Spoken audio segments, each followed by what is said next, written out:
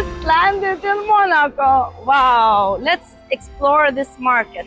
It's new market. It's the most expensive real estate in the world. Let's understand why. Let's understand how much investors can earn from the most expensive properties, and why do they choose to invest here? Do they give their apartments or houses, villas for rent, or are they just staying themselves here? This is questions what we are ready to answer. Let's go.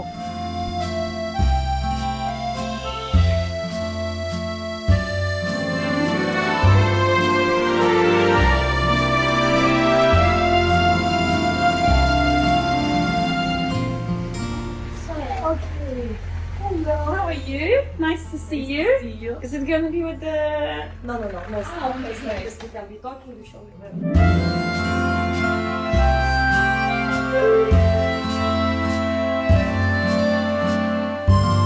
Thank you, dear Ilona, for meeting us in Monaco.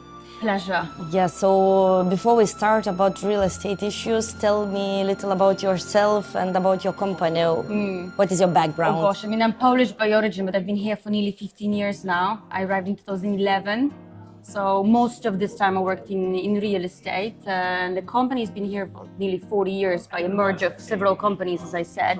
And we're the biggest actually in Monaco, 25 people, so not huge. Yes, for Monaco it's huge, yeah. Yeah, but for Monaco it's huge. Usually the companies are from literally 1 to perhaps 7, 10 persons max. So it makes a difference. And we've got everybody in-house, which means even my job is easier. So for a client that comes in, they've got everybody in one team, right? They don't need to go and see a lawyer elsewhere and run up lawyer fees somewhere else. They've got technicians with us, and easy for me because I've got everybody in-house too. Okay, so you do selling, renting properties, yeah. And absolutely everything linked to real estate in Monaco only, not in France. We're based and focused in the Principality. Sales, rentals, huge management. We're the agency actually with, I believe, the largest management portfolio. So the biggest number of apartments that we take care of for the landlords and owners. So let's start with this. And usually your clients, are they coming for investment or for residential purposes? Well, it's both, because in Monaco, every purchase of property is an investment, right? So on one hand, yes, pure investment for capital, steady capital gain, long-term security when you place money in stone in Monaco. But now, as I was mentioning earlier, it's families that are coming. So really to live with your kids, for the safety, for the schools, for the lifestyle that you get, plus obviously the tax advantage. But it's both. It's very difficult to split in any case the investment part from the lifestyle bit.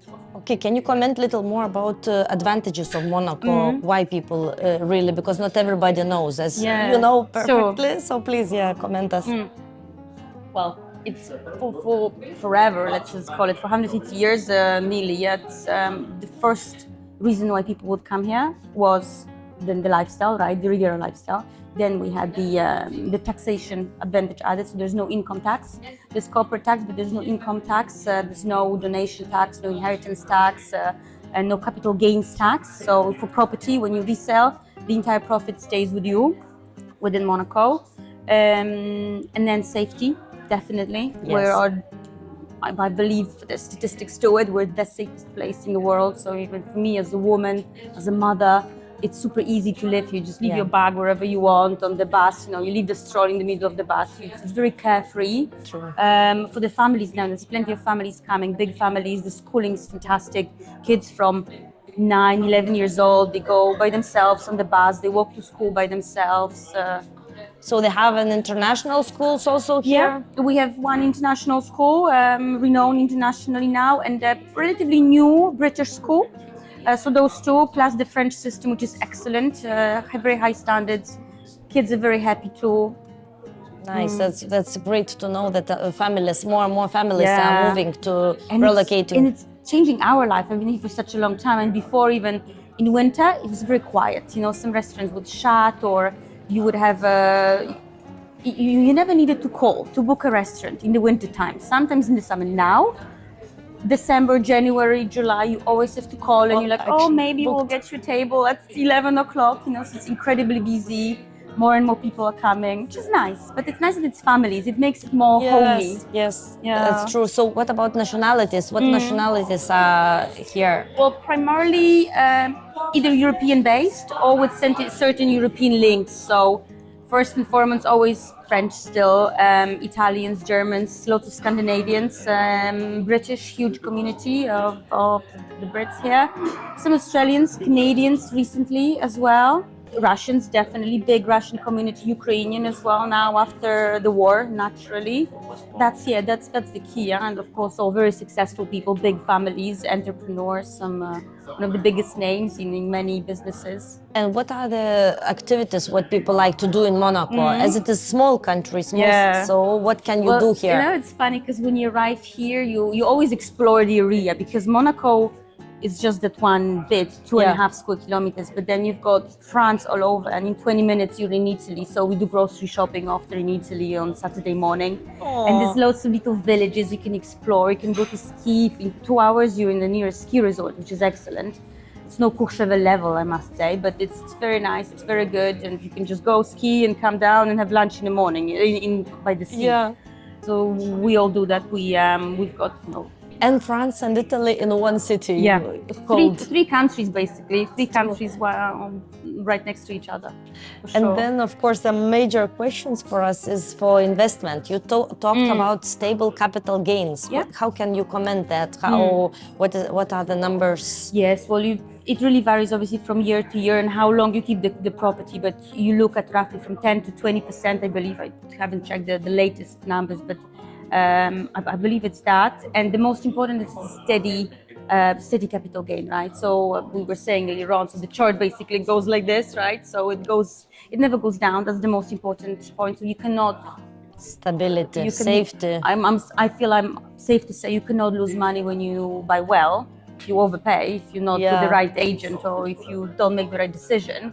But if you buy wisely, you cannot lose money on Monaco property. So are you doing also resales when clients buy from you after some time they want to? Yes, absolutely. Well, that's why I usually work with clients for many years. Most of my clients are return business or referrals. So when I sell a property, it's key for me that my clients buy at the right price because I know in 2, 5, 10 years time they'll come back and say, Ilona, sell it for me now. What's my capital gain there, right? So I need to make sure that I can make good money for them. And what about rental? How does the rental work here, rental market? Rental market now is extremely strong. Flats, I mean, we don't even have time to put things on the market. We already have a waiting list for all different ranges of apartments. You need to rent from 1 year minimum in order to obtain your residency card. Okay. You've got otherwise it's standard. You've got the 3 months value of the rent in terms of the deposit. You pay quarterly in advance. For newcomers, we ask for a year upfront payment for the rent in Dubai, I believe now. It's to protect the landlords. You know, the landlords really have the upper hand in Monaco, it has to be said.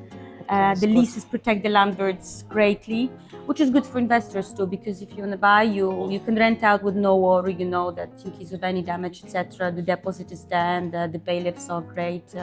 So it's really easy to be a landlord here as well. So you are taking care also of the sales procedure with the lawyers, also rental procedure. Do you usually also have contract done with lawyers or just direct the advantage of working tenant? with a big recognized agency, to somebody that's been doing this for 6 or 12 months, so you don't necessarily know this, but they not necessarily have the enough experience and the legal background that we have. So we don't do this we don't check leases, we don't check notarial acts at every transaction because we do them every day and it's a copy-paste document that we've been using for years. So this has already been done for you with our lawyers. And in Monaco, every sale goes through a notary that checks also everything for both seller and landlord, so you're sure that there's no mortgage against the property that you wouldn't know about, things like this.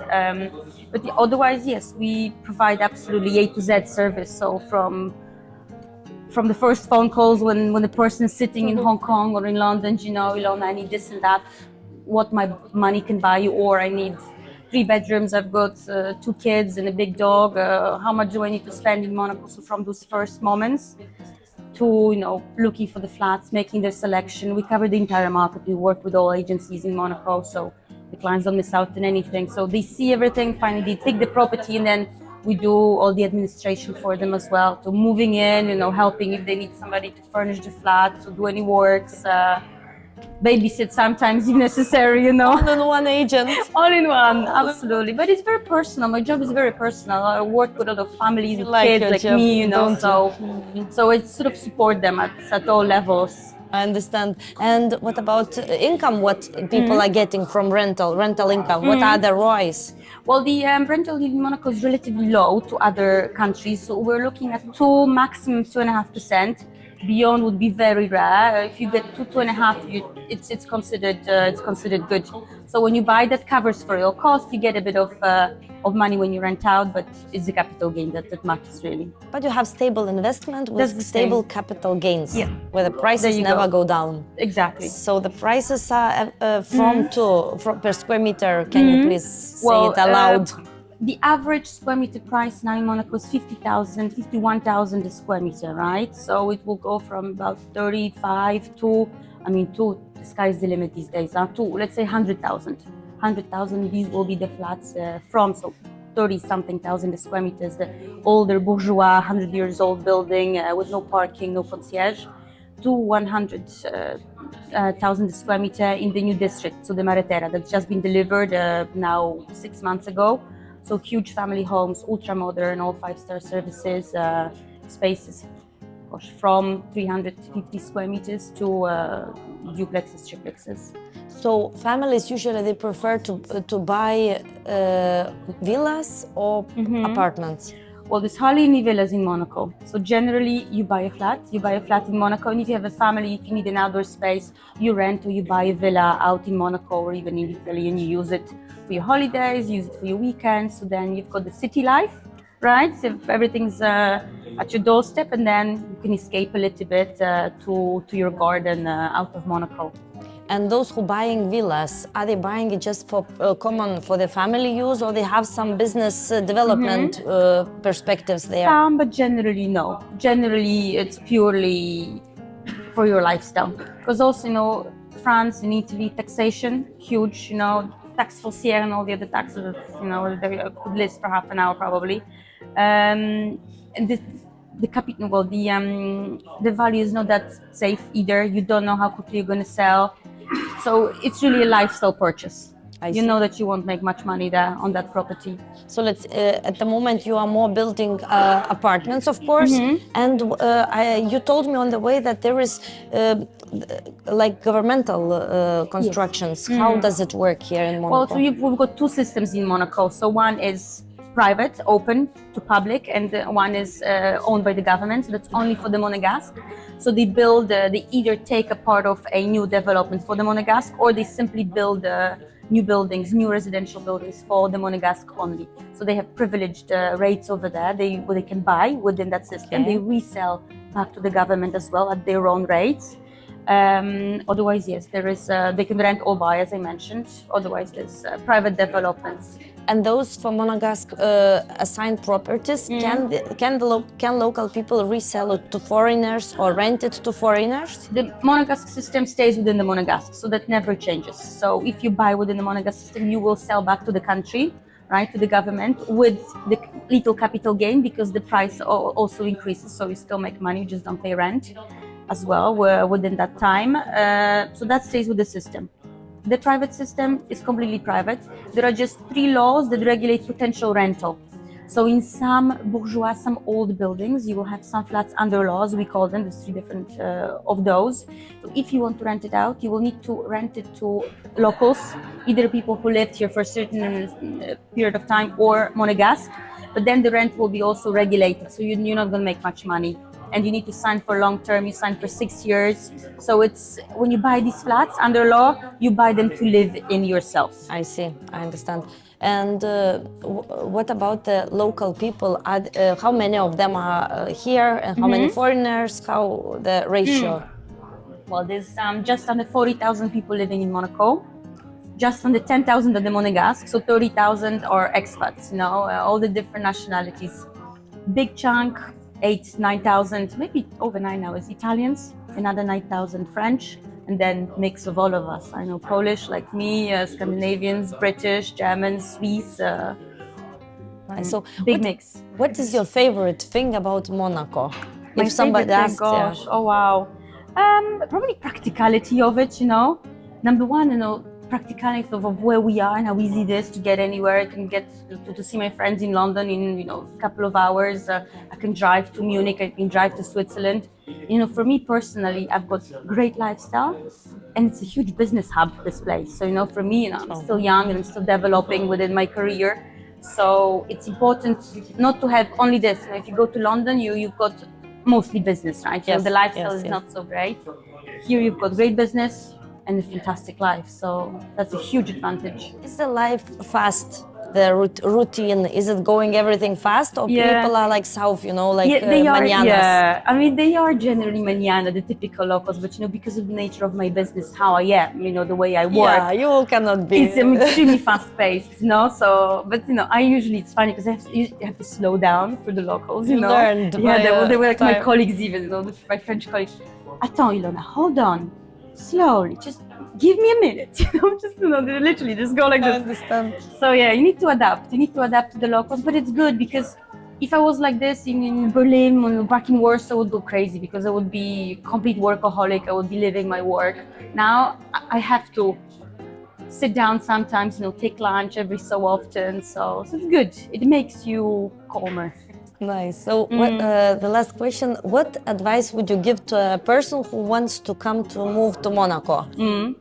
Well, look at it in advance. Number one, consult a very good lawyer or local office that will help you out with the residency. It's very easy actually, but it's good to have a local support with that. We can help. We've got all the best contacts.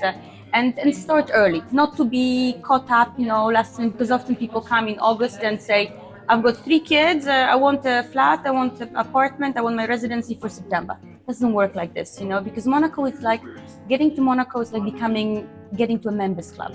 It really is like this, you know. So we're very proud of the fact that it takes time to become a resident, you see. It's a good couple of months before you get your residency card, before even you open a bank account. The compliance is very strict, which is great, you know. So we don't have any suspicious characters here. We're all sort of same type of people. So yes, the advice would be do it in advance. Start looking at it as early as you can and talk to the right people. That's very practical. You are very practical and very professional agent. Yeah. So please meet Ilona, the best agent of Monaco. Thank you so much. Thank you. Thank Great you. meeting you.